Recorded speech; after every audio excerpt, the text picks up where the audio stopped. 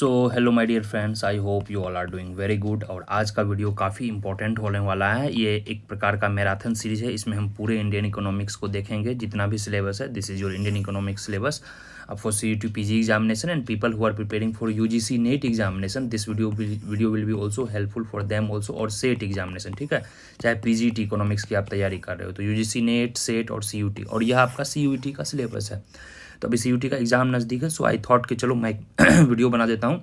यह पार्ट 1 है और 1 या 2 दिन में पार्ट 2 भी हो जाएगा, ठीक है। यह पार्ट 1 है। Please open your pen and paper and please write with me. तो let us first see the Indian economy का सिलेबस। यह है मेजर आपके इंडियन इकोनॉमी का सिलेबस, जिसमें कि मैक्रो ट्रेंड्स हैं, एग्रीकल्चर है, इंडियन इकोनॉमी का स्टेटस कैसा है, इंपीरियल प्रायोरिटीज़ में क्या क्या थे, और कॉलोनियल इकोनॉमी में क्या थे। यहाँ तक में से कॉलोनियल में से आपको टोटल मैक्सिमम 2 या 3 क्वेश्चन आएंगे, उससे ज़्यादा नहीं आएंगे। उसके बाद जो होगा, चाहे न्यू इकोनॉमिक पॉलिसी हो, चाहे पब्लिक इकोनॉमिक्स हो, पब्लिक इकोनॉमिक्स में आपको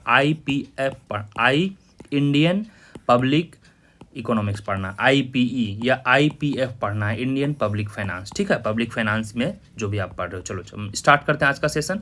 चैनल को सब्सक्राइब कर देंगे, वीडियो को शेयर कर देंगे। यह लाइव सेशन आपके लिए काफ़ी इंपॉर्टेंट है। और जल्दी जल्दी कमेंट करेंगे कि you people are from which state and at least you people are from which college. उससे क्या होगा, हमें एक ओवरऑल डाइवर्सिटी का पता चलेगा, so that I will feel motivated कि हमारे वीडियो कहाँ तक बच्चे देख रहे हैं। चलिए वीडियो को जल्दी से शेयर कर दें, लाइक कर दें, सो that other people will also get the benefited. And चलिए सेशन को हम स्टार्ट करते हैं। यह कोर्स डिटेल्स का है, सारा स्क्रीनशॉट आप ले सकते हैं। चलिए अब हम सेशन को स्टार्ट करते हैं। तो सबसे पहले हम देखेंगे प्री इंडिपेंडेंस। प्री इंडिपेंडेंस में क्या था एक्चुअली। प्री इंडिपेंडेंस में आपको देखिए एग्जाम के व्यू पॉइंट से देखना है। तो प्री इंडिपेंडेंस एरा से मैक्सिमम 2 या 3 क्वेश्चन आएंगे। तो फर्स्ट जस्ट आप बेसिक देख लीजिएगा। कभी कभी स्टेटमेंट और रीजनिंग में दे देते हैं। प्री इंडिपेंडेंस का मतलब है 1800 से लेकर 1947 तक क्या हुआ करता था, नेचर ऑफ इकोनॉमी कैसा था, नेचर ऑफ एग्रीकल्चर कैसा था। जैसे स्टेटमेंट 1 दे देंगे, स्टेटमेंट 2 दे देंगे, ठीक है। तो ड्यूरिंग इंडिपेंडेंस इंडिया का जो एक्सपेक्टेंसी रेट था, life expectancy, it was below 25, now it is nearly 70। तो यह सब आपको पता होना चाहिए। जब आपको फैक्ट्स पता होंगे तो यू कैन ईजिली सी। अब आपको पता रहेगा कि नहीं यार यह तो उस वक्त 50 था, तो आप गलत कर दोगे। जो आज़ादी के समय था वह नियरली 20-25 के आसपास था, ठीक है। इनफैक्ट शायद 18 या 20 ईयर्स था। अभी नियरली 67-68 ईयर्स हो चुका है। वी आर टॉकिंग इन 2023-24, ठीक है। चलिए तो यह एक ब्रीफ देख लेंगे, फिर उसके बाद आप आ जाएंगे। देखिए यहाँ पे एक एक चीज़ पॉइंट के सिलेबस के एक एक पॉइंट को आपको देखना है, ठीक है। काफ़ी मजा आएगा सेशन में। सेशन को जल्दी से शेयर करें and definitely you will enjoy a lot. हम जल्दी जल्दी देखेंगे। यह पार्ट 1 होगा। पार्ट 1 नियरली यह अराउंड 15 to 20 मिनट्स का होगा। फिर हम पार्ट 2 भी इसके लिए आएंगे। फिर लैंड रेवेन्यू सिस्टम देख लेंगे। लास्ट ईयर तो एक क्वेश्चन भी आया था परमानेंट सेटलमेंट पे। इस टाइम मैच द फॉलोइंग दे देंगे, और इस टाइम वो एरिया भी पूछ सकते हैं। फिर रेतवाड़ी सिस्टम था, महलवाड़ी सिस्टम था। इंडिया अगर 100% है तो मैक्सिमम 51% में आपका रैतवाड़ी सिस्टम था। रैतवाड़ी सिस्टम किधर था, मद्रास एरिया में था। इसको किसने स्टार्ट किया था, थॉमस मुनरो थे, और इसके साथ एक रीड थे, ठीक है। रीड भी थे, Thomas Munro and Read. Please comment there if I do any kind of mistake, because I am also human, तो we can also make mistake, there is not a big deal. फिर एक Mahalwari system था। तो Mahalwari, permanent settlement और रैतवाड़ी, तीनों में क्या क्या था, तीनों में अंतर दिए हुए हैं। बेसिकली तीनों जो था, परमानेंट सेटलमेंट जो था यह जमींदारी सिस्टम भी कहलाता था। आपको देखिए ब्रीफ पता होना चाहिए। डिटेल्ड अभी आप पढ़ोगे तो it is very less time, so we will go very brief. इसमें क्या था, डायरेक्ट सिस्टम था। रैतवाड़ी और महलवाड़ी में क्या था कि डायरेक्ट किसान को दिए करते थे, और इसमें बिचौलिया हुआ करता था, ठीक है। जिसमें जमींदार को, किसान जमींदार को देता था, फिर जमींदार दिया जाता था, ब्रिटिशर्स को देते थे, ठीक है। 10/11 इसमें टोटल टैक्स लगा लिया जाता था। हो गया क्लियर। परमानेंट सेटलमेंट आपका बेसिकली बिहार, बंगाल वगैरह रीजन में था। रैतवाड़ी तो पता है किधर था। और आपका यह वाला एरिया जो है महलवाड़ी सिस्टम, महल था, तो यह पंजाब फ्रंटियर वगैरह में हुआ करता था। क्लियर, यह वही डिटेल दिया हुआ है। फिर आपका टॉपिक है कॉमर्शलाइजेशन ऑफ एग्रीकल्चर। यह ज़्यादा फैक्चुअल है नहीं है, इसका आपको डेफिनेशन पता होना चाहिए। कॉमर्शलाइजेशन ऑफ एग्रीकल्चर क्या था, क्यों हुआ था, और यह क्यों जरूरी था, ठीक है। फिर एक डिमांड फैक्टर है, सप्लाई फैक्टर है। और एक काम आप करेंगे, अगर आपको ये लग रहा है कि सर काफ़ी फास्ट जा रहे हैं, जैसे कभी कभी ईयर पूछ देता है कि कॉमर्शलाइजेशन ऑफ एग्रीकल्चर का ईयर कैसे था। जैसे लास्ट ईयर डी इंडस्ट्रियलाइजेशन से उन्होंने कुछ पूछ दिया था, तो आपको ईयर पता होना चाहिए कि नियरली 1850s के आसपास हमारा कॉमर्शलाइजेशन ऑफ एग्रीकल्चर शुरू हुआ था। क्यों हुआ था, क्योंकि हमारा रेलवे भी आ गया था उस वक्त, और जो डिमांड फैक्टर था, जो फॉरेनर साइड से वह सुएज कैनाल वगैरह ओपन हो गया था, तो सामान को एक जगह से 2 जगह ले जाना काफ़ी आसान हुआ करता था, ठीक है। यह कुछ फैक्ट्स हैं उससे रिलेटेड। फिर इंडस्ट्रियलाइजेशन का पीरियड आ गया था। देखिए अभी आपको इंडियन इकोनॉमी में जो हिस्टोरिकल तथ्य हैं, उसमें आपको इंटरकनेक्टिविटी दिखना चाहिए विथ फैक्ट्स। फिर इंडस्ट्रियलाइजेशन पढ़ेंगे, डी इंडस्ट्रियलाइजेशन पढ़ेंगे। जैसे फैक्ट्स इसलिए इंपॉर्टेंट है, अब आपको पता चले कि इंडस्ट्रियलाइजेशन के समय ड्यूरिंग इंडिया जब 70s 50s के आसपास total 25% of world manufacturing production India करती थी, ट्राई टू अंडरस्टैंड। और अभी देखिए क्या हाल है हमारा, 2-3% भी नहीं है इन वर्ल्ड। फिर आप कॉटन पढ़ लेंगे, थोड़ा बहुत जूट पढ़ लेंगे, आपको बेसिक एक आइडिया पता होना चाहिए। जस्ट थोड़ा सा गूगल कर लेंगे jute industry in India during British era, ये सब थोड़ा थोड़ा पता होना चाहिए, किस एरिया में हुआ करता था, क्यों था यह। डी इंडस्ट्रियलाइजेशन पढ़ेंगे, ठीक है, यह तो लास्ट ईयर आया भी था। चलिए हम जल्दी जल्दी आगे बढ़ेंगे अब। फिर रेलवे के बारे में पढ़ेंगे, रेलवे में क्या क्या सिस्टम थे, 5% सिस्टम क्या था, 95% सिस्टम क्या था। रेलवे में भी 2-3 तरह के डील हुए थे। आखिर रेलवे को ही क्यों चुना गया, कैसे रेलवे इंटरकनेक्टेड है कमर्शलाइजेशन ऑफ एग्रीकल्चर से, पॉजिटिव इम्पैक्ट, नेगेटिव इम्पैक्ट, ये स्टेटमेंट वाइज दे सकते हैं। कुछ इससे रिलेटेड फैक्ट हैं, जैसे जो है आपका टिस्को, सबसे पहले जो टिस्को था वो 1907 में आई थी।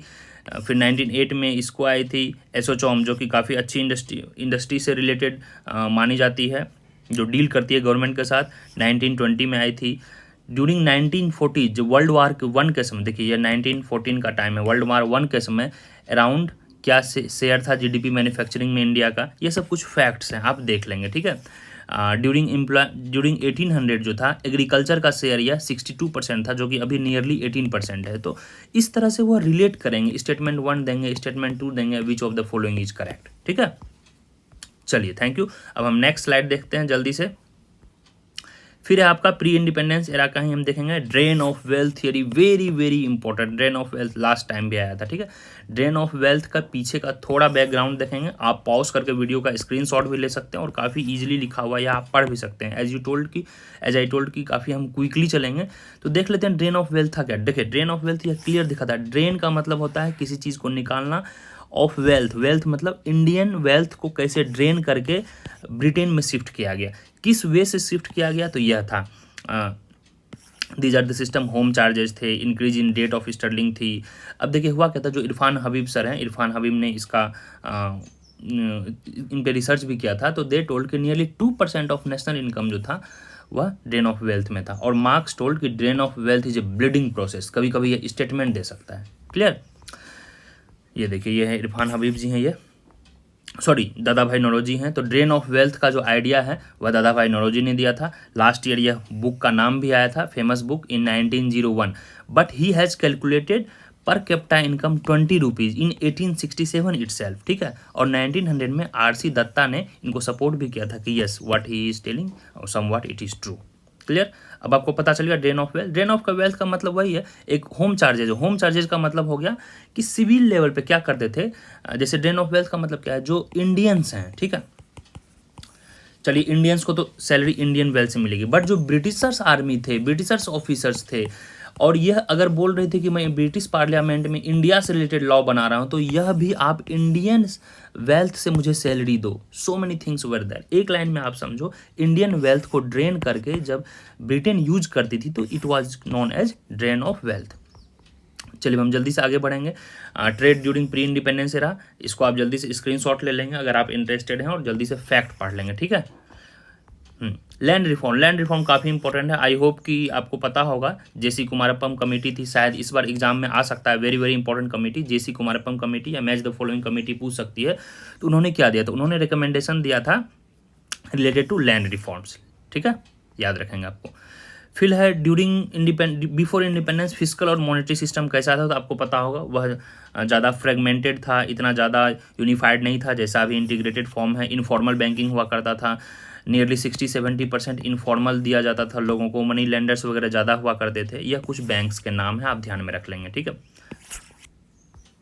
मैं क्विक इसलिए जा रहा हूँ because it is revision session, as I promised कि 20 to 30 मिनट का यह सेशन होगा, और हम पार्ट 2 भी लेके आएंगे। पार्ट 2 में नियरली जो है current status of Indian economy and 1991 to लेके 1991 से लेके 2024 तक की उसमें हम बात करेंगे, ठीक है। यह पार्ट 1 है, प्लीज़ इसको शेयर करेंगे। अगर अच्छे इस पर मुझे कमेंट्स मिलेंगे, अच्छे रिव्यूज़ मिलेंगे, अच्छे व्यूज़ मिलेंगे, तो it will motivate me to make the another video. चलिए इंडियन इकोनॉमी ड्यूरिंग इंडिपेंडेंस देख लेते हैं, ठीक है। ड्यूरिंग इंडिपेंडेंस जो था, ये सब तो आपको पता होना चाहिए। लो पर कैपिटा इनकम था, पुअर इंफ्रास्ट्रक्चर था, एग्रो बेस्ड इकोनॉमी था, इंडस्ट्रियल काफ़ी हमारा कम था उस वक्त। हाँ, यह याद रखेंगे, जो डेमोग्राफिक कंडीशन था 1921 is known as demographic transition, इसीलिए क्योंकि 1921 के बाद से हमारा पॉपुलेशन बढ़ा। पहले क्या था, बढ़ रही है घट रही है, बढ़ रही घट रही, बट 1921 में पॉपुलेशन बढ़ते गया, so it is known as demographic transition year. अब डेमोग्राफिक ट्रांजिशन के कुछ थियरी होते हैं, यहाँ पे 4 दिए हैं, बट आप 3 स्टेज भी देख सकते हैं, 1 2 3 स्टेज। उसमें क्या होता है कि पहले डेथ रेट और बर्थ रेट दोनों कम रहेगा, फिर क्या होगा, बर्थ रेट आपका बढ़ जाएगा, डेथ रेट कम होगा क्योंकि मेडिकल एक्सपर्टीज आ जाती है, मेडिकल फैसिलिटीज़ है। फिर उसके बाद जब पॉपुलेशन आपका कंट्रोल होने लगेगा तो दोनों कम हो जाएंगे, ठीक है, डेथ रेट भी कम होंगी, पॉपुलेशन रेट भी कम होंगी। पॉपुलेशन रेट में क्या होता है, फैमिली प्लानिंग वगैरह हो जाती है। चलिए कमेंट कीजिए, माल्थस का जो है पॉपुलेशन थ्योरी कौन कौन पढ़े हैं, क्या कहती है Malthus population theory, please comment below so that I will understand कि यू पीपल नो माल्थस। हाँ, फिर आती है आपको इकोनॉमिक प्लानिंग। अब आज़ाद हो गया भारत, हमने यहाँ पे देखा कि ड्यूरिंग इंडिपेंडेंस 1951 में क्या हुआ, 1950 के बाद से 1947 में इंडिया गॉट इंडिपेंडेंट, बट 1950 में बहुत सारे इंस्टीट्यूशंस आए थे, जिसमें एक था आपका famous planning commission. Planning commission came into existence in 15 मार्च 1950, ठीक है, और इसको रिप्लेस किया गया था 1 जनवरी 1950 में बाय नीति आयोग, ठीक है। And planning commission and NITI Aayog, these all are just executive body. आप याद रखेंगे एग्जीक्यूटिव बॉडी क्या होती है, कॉन्स्टिट्यूशनल बॉडी क्या होती है, स्टेटरी बॉडी क्या होती है। चलिए तीनों जल्दी से कमेंट करें so that other people will if read the comment they will definitely get benefited. तो यह ना कॉन्स्टिट्यूशनल बॉडी थी और ना ही स्टेटरी बॉडी थी, this both are executive body. Planning commission यहाँ आप देख सकते हैं, यहाँ नेहरू जी हैं first prime minister of India, and it became NITI Aayog in on 1 जनवरी 15, ठीक है। और डिफरेंट काइंड्स ऑफ प्लानिंग है, यह आप स्क्रीनशॉट ले लेंगे। यह थोड़ा थियोरेटिकल है, इतना डिटेल में नहीं आएगा, बट आपको पता होना चाहिए कि कैपिटलिज्म क्या होता है, सोशलिज्म क्या होता है और मिक्स्ड इकोनॉमी क्या होता है। इंडिया में मिक्स्ड इकोनॉमी है जिसको मिक्सडिज्म भी बोलते हैं, ठीक है। चलिए ये देखिए, मिक्स्ड में दोनों है, कैपिटलिज्म में सिर्फ कैपिटलिज्म है, सोशलिस्ट में सिर्फ सोशलिस्ट है। अब प्लानिंग का मेन ग्रोथ क्या था, कभी कभी पूछ सकते हैं क्या हाई ग्रोथ ही सिर्फ था, नहीं, सेल्फ रिलायंस भी था, इक्विटी भी था, मॉडर्नाइजेशन था, स्ट्रक्चरल रिफॉर्म था। यह काफ़ी इंपॉर्टेंट है from the exam point of view. यह आईईएस में भी आता है, आईएएस में भी आता है, आरबीआई में भी आता है, और सीयूटी नेट जेआरएफ में भी आप देख लेंगे। Direction of planning, indicative planning, prospective planning, इसका मैंने यहाँ डिफरेंस दे दिया है, आप जल्दी से स्क्रीनशॉट ले लेंगे। We are running short of time, तो we will go very quickly. एक लाइन में मैं बता दे रहा हूँ, जो डायरेक्शन प्लानिंग होता है, जितने भी सोशलिस्टिक के इसके फीचर होंगे, रसिया चाइना वाला टॉप बॉटम अप्रोच, सेंट्रलाइज्ड होगी, यह काफ़ी कंट्रोल्ड होगा, लेसेज फेयर इसमें नहीं होंगी, थोड़ा अनडेमोक्रेटिक होगा, यह डायरेक्शन प्लानिंग का आता है। और इसका ठीक अपोजिट इंड्यूसमेंट प्लानिंग होता है, जो कि इंडिया में भी फॉलो किया जाता है, ठीक है। इसको आप पढ़ लेंगे जल्दी। यहाँ पे कंज्यूमर और प्रोड्यूसर को सॉवरेनिटी मिलती है, काफ़ी डेमोक्रेटिक प्लानिंग होती है। फिर है एक indicative and imperative planning. Indicative का मतलब हुआ नियरली मिक्स्ड इकोनॉमी, ठीक है, यह फ्लेक्सिबल होती है इंडिया के जैसा। और इम्पेरेटिव प्लानिंग यह भी काफ़ी हाईली कंट्रोल्ड है, यह नियर टू यही है, डायरेक्शन लेड प्लानिंग के अनुसार होती है। क्लियर। फिर है प्रोस्पेक्टिव एंड पर्सपेक्टिव, यह काफ़ी बेसिक है। प्रोस्पेक्टिव का मतलब हो गया काफ़ी लॉन्ग टर्म, 10 साल 15 साल के बाद। और प्रोस्पेक्टिव का जैसे नीति आयोग ने निकाला था 3 year action agenda, 7 year action agenda. और जो प्रोस्पेक्टिव प्लानिंग होती है यह शॉर्ट टर्म होती है, ठीक है। जैसे 5 ईयर प्लान को भी छोटा छोटा सेक्टर में बांट दी, एग्रीकल्चर सेक्टर, ये sector, 6 month plan, 3 month child, जैसे कुछ रिलेटेड आ जाती है, बीमारी आ जाती है, वैक्सीन देना रहता है, तो छोटा छोटा जो है प्लान उसमें हम डालते हैं पर्सपेक्टिव प्लानिंग। एक होता है उसको बोलते हैं प्रोस्पेक्टिव। प्रो मतलब छोटा, पर्सपेक्टिव मतलब थोड़ा लार्जर स्केल पे। क्लियर। ये कुछ फैक्ट हैं, आप देखेंगे थोड़ा बहुत 19-20 फैक्ट हो जाएगा, टाइपिंग एरर हो सकता है, प्लीज़ इग्नोर दैट। जैसा मैंने बताया था कि लाइफ एक्सपेक्टेंसी जो था शायद 32 ईयर्स था, लिखा हुआ है इन 1920s के आसपास, ठीक है। Now it's nearly 70 years. थोड़ा बहुत डेटा को आप क्रॉस चेक कर लेंगे, बट मेजर ऑफ डेटा वो सही ही दिया हुआ है। हाँ, लिटरेसी रेट देखिए ड्यूरिंग इंडिपेंडेंस, यह 21 नहीं है, इसको आप थोड़ा सही कर लेंगे, यह 21 नहीं है, यह जो है 1947 के आसपास 17% लिटरेसी था, नाउ इट इज़ 74%, ठीक है। चलिए हम जल्दी जल्दी आगे बढ़ेंगे। यह वेरी इंपॉर्टेंट है, 1 या 2 क्वेश्चंस पक्का आएंगे, यह रमेश सिंह में भी दिया हुआ है, जल्दी से इसको आप स्क्रीनशॉट ले लेंगे। नेशनल प्लानिंग कमीशन कमेटी किसने शुरू किया था 1938 में, bye INC and Subhash Chandra Bose वगैरह थे, चेयर्ड बाय जवाहरलाल नेहरू। फिर बॉम्बे प्लान क्या था, बॉम्बे प्लान में आरजेडी टाटा, जीडी बिरला वगैरह थे, 7-8 लोग थे, बट तो इसको नेग्लेक्ट कर दिया गया। फिर पीपल्स प्लान क्या था, people's plan started by MN Roy 1945 में, ठीक है। फिर गांधीयन प्लान श्रीमन नारायण, यह भी PYQ में आया है ये क्वेश्चन 1944। मैच द फॉलोइंग देंगे, यहाँ पे ईयर दे देंगे, यहाँ प्लानिंग दे देंगे, यू हैव टू मैच, और या फिर लोगों का नाम दे देंगे A B करके, ठीक है। प्लानिंग कमीशन 50 में आया। सर्वोदय प्लानिंग JP नारायण जयप्रकाश नारायण जी के द्वारा स्टार्ट किया गया था, ठीक है। वेरी वेरी इंपॉर्टेंट, देख लेंगे इसको आप जल्दी से। चलिए 5 ईयर प्लान जल्दी देख लेते हैं वेरी क्विकली। 5 ईयर प्लान से 1 या 2 क्वेश्चन आ जाते हैं। 5 ईयर प्लान का हिस्ट्री आपको पता होना चाहिए। सबसे पहले Joseph Stalin was the first person who started 5 year plan Soviet union में 1928 में। उसी से कंसेप्ट लिया गया था 5 ईयर प्लान का, ठीक है। तो 5 ईयर प्लान का स्टार्ट वही प्लानिंग कमीशन ने किया था। तो फर्स्ट 5 ईयर प्लान क्या था? फर्स्ट 5 ईयर प्लान में वही जो इम्पोर्टेंट थे बड़े सेक्टर पे फोकस किया गया था। एग्रीकल्चर सेक्टर था, इंड्यूस डिमांड था, और सबसे बड़े जो प्रोजेक्ट हुए थे भाखड़ा नागल बांध यहीं पे बनाया गया था। और टारगेट ग्रोथ रेट यहाँ 2.1% था, पर हम इसको सरपास करके 3.6% हुए। तो आप एक काम करो, वीडियो को पॉज करोगे और जल्दी जल्दी इसका स्क्रीनशॉट लेके बस एक एक लाइन में पढ़ लोगे। First 5 year plan was based on Harrod and Domar model हम पढ़ते हैं ना इकोनॉमिक्स में। सेकेंड 5 ईयर प्लान जो था वह PC मालानोबिस मॉडल के अंदर था, ठीक है। रैपिड इंडस्ट्रियलाइजेशन इसका थीम था और पब्लिक सेक्टर फोकस करना था। चलिए थर्ड 5 ईयर प्लान में हमने जो सबसे ज़्यादा इंपॉर्टेंट चीज़ था, हम थर्ड 5 ईयर प्लान में HYV सीड लाए थे, हाई यील्डिंग वेराइटी सीड, और इसके बाद हमने ग्रीन रेवोल्यूशन का स्टार्ट किया। कभी कभी पूछा जाता है कि प्लान हॉलीडे क्या होता है। प्लान हॉलीडे जब इंडो पाक वॉर और चाइना वॉर हुआ था उसके बाद करीब 3 साल due to financial crunch we could not execute 5 year plan. तो 1966 टू 1969 3 ईयर्स जो था वह प्लान हॉलीडे था, ठीक है। चलिए इसका जल्दी से स्क्रीनशॉट लेंगे। फोर्थ 5 ईयर प्लान, यहीं पे गाडगिल फार्मूला आया था टैक्स डिस्ट्रीब्यूशन का between Indian government and state government, ठीक है।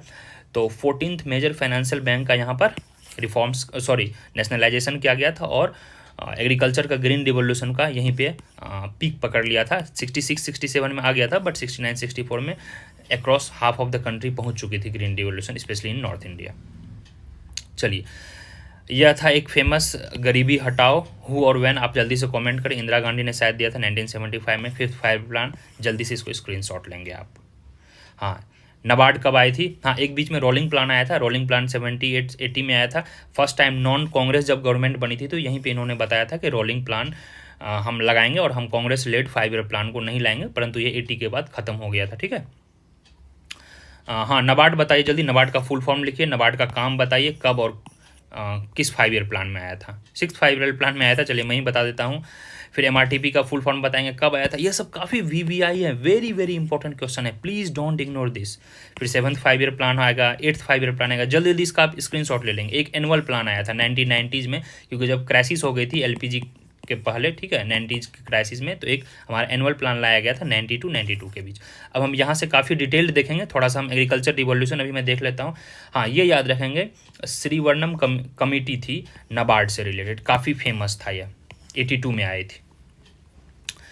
चलिए कुछ एनुअल प्लान थे, 8th 5 ईयर प्लान थे, यहीं पे WTO में इंडिया में आए थे। फिर 9th ईयर प्लान थे, फिर पॉवर्टी रिलेटेड काफ़ी डिटेल्ड वीडियो आएगा, एक और सेशन हम लेके आएंगे।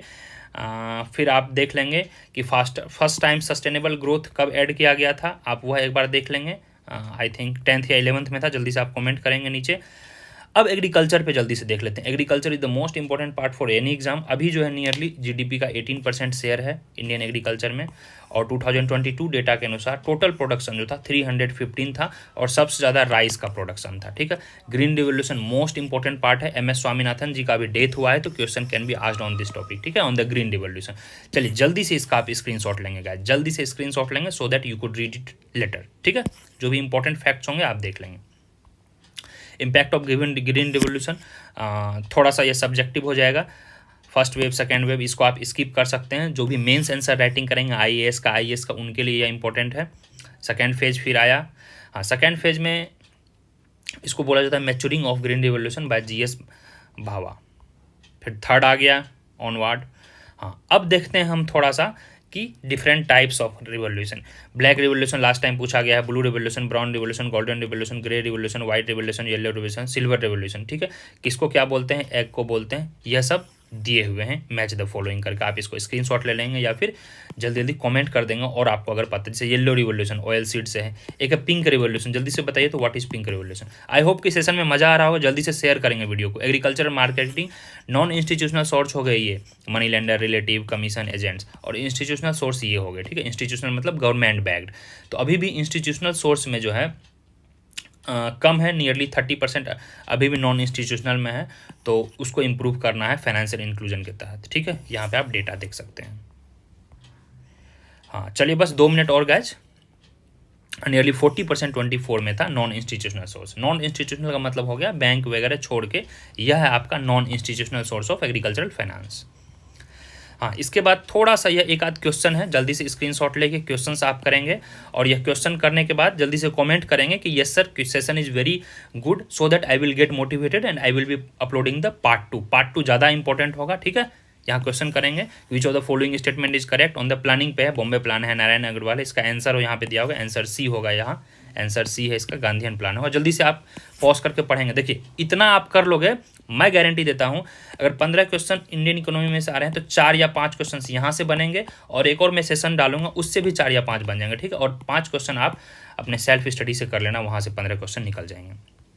एक और क्वेश्चन है, which of the following committee constituted to double the farming income, तो आपको पता होना चाहिए अशोक दलवई कमेटी है।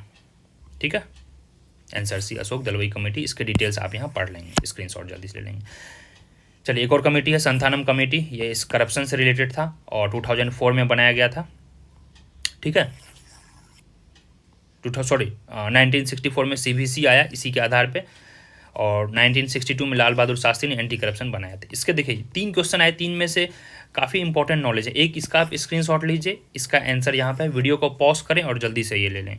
ठीक है, इसका भी स्क्रीनशॉट लेंगे, जल्दी से वीडियो को पॉज करें, फिर इसका भी स्क्रीनशॉट लेंगे, वीडियो को पॉज करके इसका आंसर पढ़ लेंगे। उम्मीद है वीडियो आपको अच्छा लगा होगा। यह हमारे टॉपर्स रहे, उम्मीद है आपके भी नाम इसमें आएंगे, और UGC net JRF test series CUT PG सारे कोर्स डिटेल्स यहाँ दिए हुए हैं, स्क्रीनशॉट लेंगे। फ्री 20 डेमो लेक्चर्स हैं, link is given below, watch free 20 demo lectures, then you join the class. UGC net का भी कोर्स चल रहा है, CUT PG। ठीक है, और देखिए क्या है, मैं प्रॉमिस करता हूँ कि इतना अफोर्डेबल इंडिया में आपको नहीं मिलेगा, इतना मेहनत से नहीं कोई बनाएगा, और जो इस तरह का आप क्लास दे रहे हो, यह सारे आपको जो भी बच्चे बैच क्लास में ज्वाइन करेंगे, इस तरह का उनको लेक्चर PDF नोट्स प्रोवाइड करवाया जाएगा। तो चलिए, उम्मीद है आपको अच्छा लगा होगा वीडियो को शेयर करेंगे, लाइक करेंगे, थोड़ा कमेंट करेंगे, हमें मोटिवेशन मिलेगा। और इसी का जो है पार्ट 2, इंडियन इकोनॉमी का पार्ट 2 जल्द ही 1 से 2 दिन में आएगा, यही मैराथन सीरीज, काफ़ी मजा आएगा। आई होप कि आप वीडियो पॉज करके नोट्स बनाए होंगे, इससे हमें मोटिवेशन भी मिलेगा। और नीचे जो होगा टेलीग्राम लिंक होगा, ऑफिशियल टेलीग्राम लिंक, उसको आप ज्वाइन करेंगे, वहाँ पे बहुत सारे डिस्कशन चलते रहते हैं, so that you will also get benefited. चलो guys, bye bye, hope to see you in the next video and best wishes for your exam guys.